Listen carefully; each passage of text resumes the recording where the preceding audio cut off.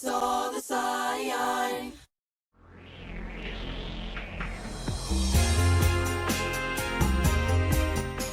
Welcome to the podcast celebrating the 30th anniversary of the Bridge album. Today I'm joined by Sebastian from Sweden. Hello guys. Aleksandr from Latvia. Hi to everyone from Riga, the capital of Latvia. I wish that Jenny made a concert this September, but unfortunately she didn't. And the youngest member from Gen Z, Acer, Alexandra from Romania. Hello everyone! I will call Alexandra Ariela since we have both Alex and Alexandra as well. And I'm Alan from Poland. So, how are you guys? Pretty good. I'm feeling amazing. Yeah, very good too. Thank you. Let's move on to the first question. What are your memories from the Bridge era? Sebastian, you will be first. Well, my first memory with the Bridge era, I was sitting in the car with my family, and on the radio they played Beautiful Life, and my older brother, who was one of the original fan in my family, he immediately recognized aceofbase, and he asked my father to turn up the volume so we could all enjoy Beautiful Life. And weeks later, we went to Center Stockholm, and we went to a record shop to buy the album. And on the way back, we were listening to the songs. The best memories is, of course, the photo shot, because I really like how they look like in the pictures of the booklet of the bridge. And of course the voice of Lynn in some songs like Just an Image or Kiesera. I really adore her voice, and it's really interesting album because aceofbase always was connected like a group who sings happy songs. And the bridge has a different mood of some songs and different lyrics, not always optimistic and happy, like again mentioned previously, Kiesera. Ariela? One of the greatest memories that I have was when I was 4 years old, and I was browsing through my dad's computer, and I found his 90s playlist, and one of the songs from his playlist was Lucky Love by aceofbase. And when I started playing it, it was amazing. I was just feeling the music, and I listened to it every day. Even my dad was like, why are you so obsessed with this song? At my 5th birthday, I think, Beautiful Life started playing, and I remember I was dancing and jumping. Okay, cool, thank you. Well, my memory is that when the package with the Bridge cassette arrived, I was so excited that I jumped up and hit my head on the kitchen door frame. Oh my God. Yeah, exactly. And I remember that aceofbase were so famous that one of my friends from school, she started in the song competition. She was singing Beautiful Life, but she hasn't won. Okay, guys, second question. What's your most precious collectible item from the Bridge era? Alex will be first. I have two most valuable items. It's the Bridge European version, because I really searching very long in 2003 when I realized that there is an album called The Bridge. Previously I didn't know about it, and I found it in one shop after searching for half a year. And the second one is US version of The Bridge, which I accidentally bought for €2 in 2007. And now Ariela. My precious item from the Bridge era would be the clear vinyl, because it was the first item from my aceofbase collection that I bought. Okay, thank you, Sebastian. It's very hard to say. Vinyl from Never Gonna Say I'm Sorry, because it was one of the first that I bought with my money. So yes. My most precious item is the interview CD, which I received from my friends from my 30th birthday. However, many years ago, I bought my Deja Vu vinyl for €5. It's a very embarrassing story, and I'm not proud of it. But the seller didn't ship records outside of France. So after 10 years, I contacted with a classmate who had moved to Paris and asking her to order the record to her address. She agreed. It's a creepy story for me. Now when I think about it, I'm ashamed, but it was the only way to get this vinyl. Next question. Do you have a track that you always skip? Ariella, you will be the first this time. No. Really? Yeah. I can't believe. No, I don't have any. I'm honest. Okay, I'm really shocked. So, Sebastian, your turn. I do agree with Ariella. I don't skip any song when I'm listening to the bridge. It's like the whole album is making sense, and well, I'm just listening to every track without skipping any. So, yeah, this is one of the album where I don't skip songs. Okay, I'm a little bit surprised. Okay, Aleksandr will be the next one. There are a lot of tracks in the album, but most tracks that I didn't like to listen, I think that it will be You and I. Okay, interesting. I need to confess, I will be a black sheep here. I always keep Ravine and Wave Wet Sand. Yes, I hate those tracks, really. They are boring for me, but I told you I will be a black sheep here. Okay, what do you think about the band's look and styling from that period? Aleksandr will be first. The band look is amazing. I really adore a photo shot with Jenny and Lynn, and I think the guys looks also really cool. And for me, it's always funny that in the booklet, in the main cover, they looked a little bit older than in the Da Capo session. But it's just my opinion, subjective opinion. And now Sebastian. Well, I love the looks, the leather trousers, the hair, well, the style in every videos. I think they're stunning, gorgeous, and the girls are amazing. I just love that. Okay, thank you. Ariella?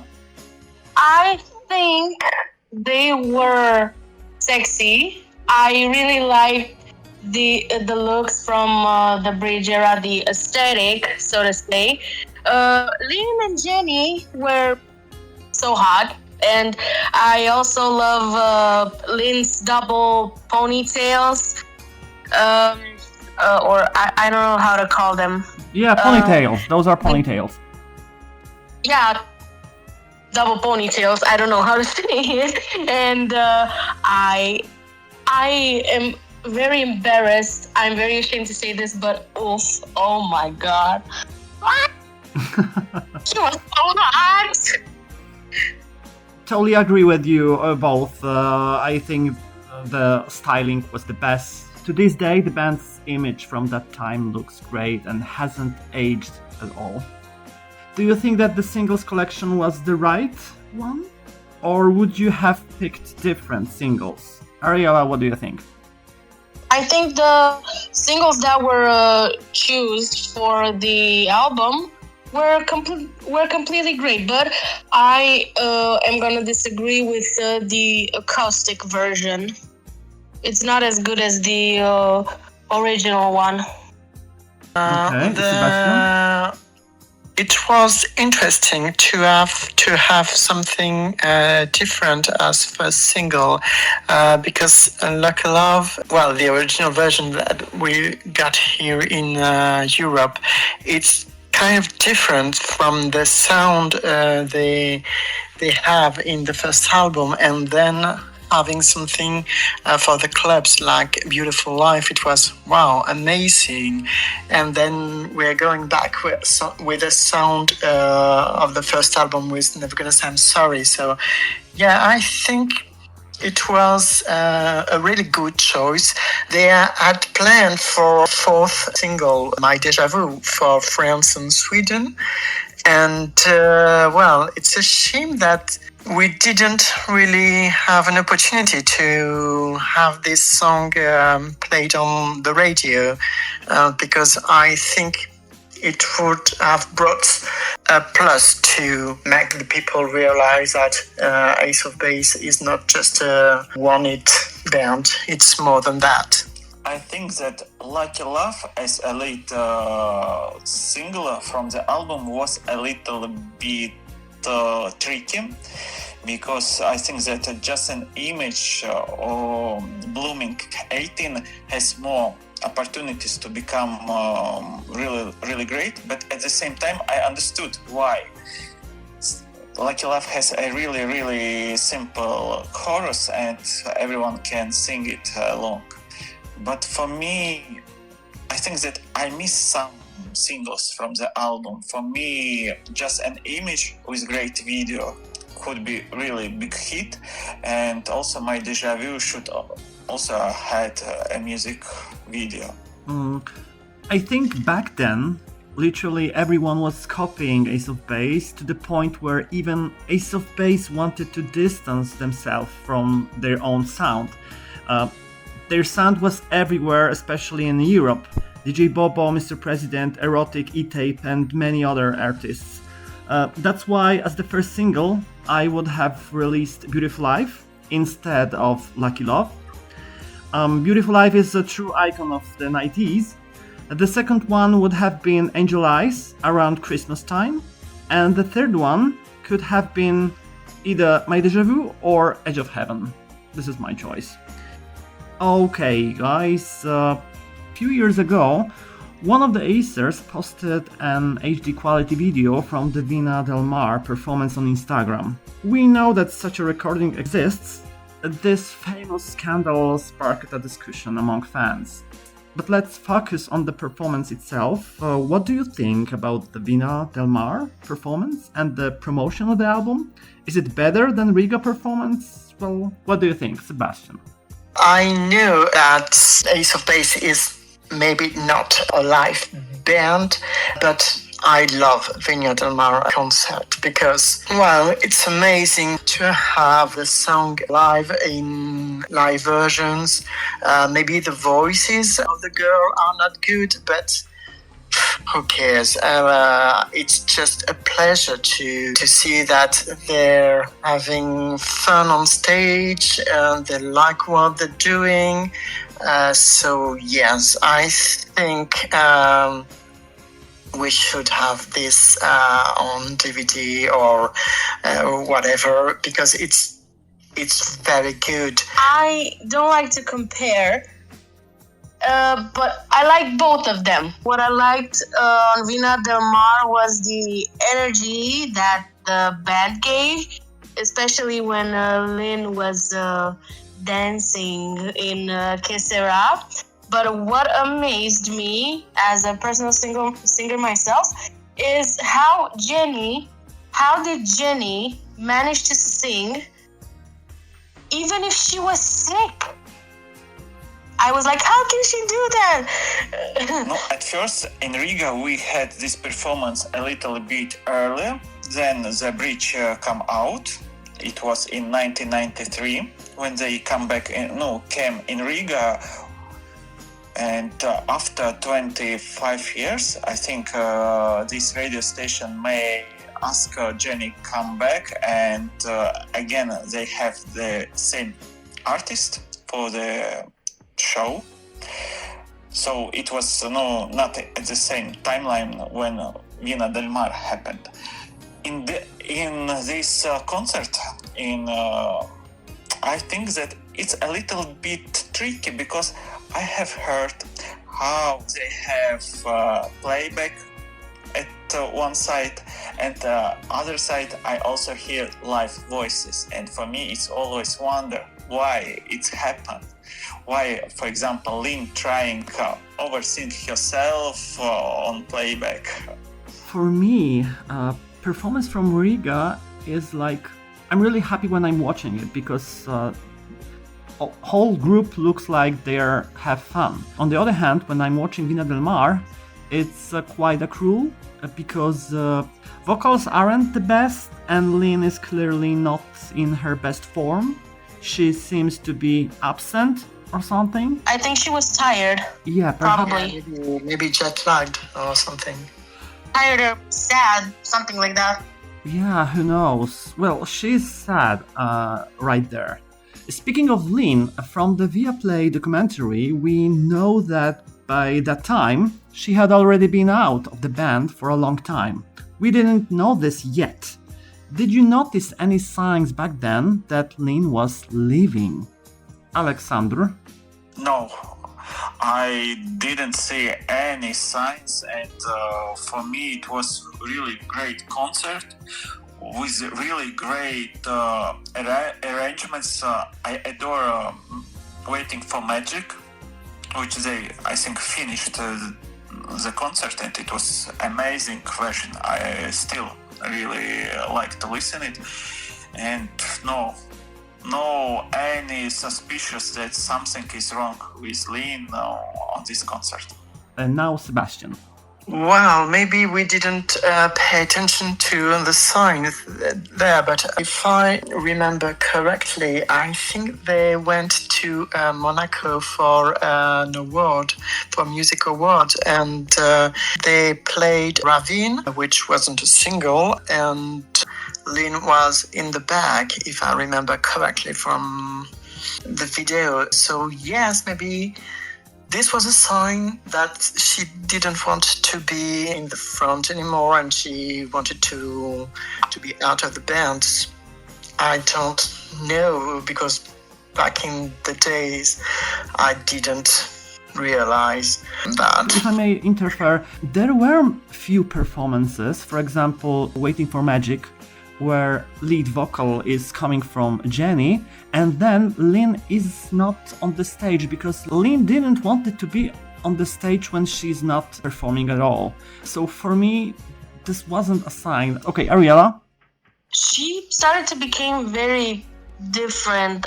I mean, in the pictures, I can see that she smiled or something like that, but when I saw her Vina del Mar performance, I could clearly saw that she was kind of fed up, tired, and sad. And yeah, that's when I realized that she was starting to get uncomfortable and she wanted to slowly go back. Is there anything else you'd like to add to the discussion today? Sebastian? I was very surprised the last box that came out from Demon Record with some known mixes of the songs for the Bridge album. So it means that the record company had more plans for the band, but somehow the band just stopped promoting the album and kind of regret that they didn't carry on with promoting this album and have more stuff with this album. Maybe a European tour would have been amazing. I don't know what you guys think about that. I think that it's really amazing that lately this album was also issued in vinyl, like LP. It's amazing, and I wish that the band could find the strength to in 1996 to have more videos for songs from this album, because the album really great and it should be more popular. I am shocked that this album turned 30 years? What? 30 years? and I was 4 when I started listening to it. So if in 2009, wow. My dad was in his teens. When the album came out, but back then when he was a teen, we had some political issues and we had to listen only to albums from our country, artists from our countries, and blah blah blah. After that, I remember that he bought the Bridge CD. I think it was from a friend, I don't know, but we used to listen to it all the time until it broke. It broke apart into, I still remember. Well, thank you guys for your being here, for your attention. And it was Sebastian. Thank you, Alan, for having us. It was a pleasure, as always. Thank you to Sebastian from France, Aleksandra from Romania. It was also a great pleasure to be here. I had so much fun being with you guys. Thank you. Aleksandrs from Latvia. Thank you, Alan. Bye. And Alan from Poland. Thank you guys, and see you next time in the next episode, the next podcast of, it will be, I guess, Flowers podcast. Yeah. Goodbye. Goodbye.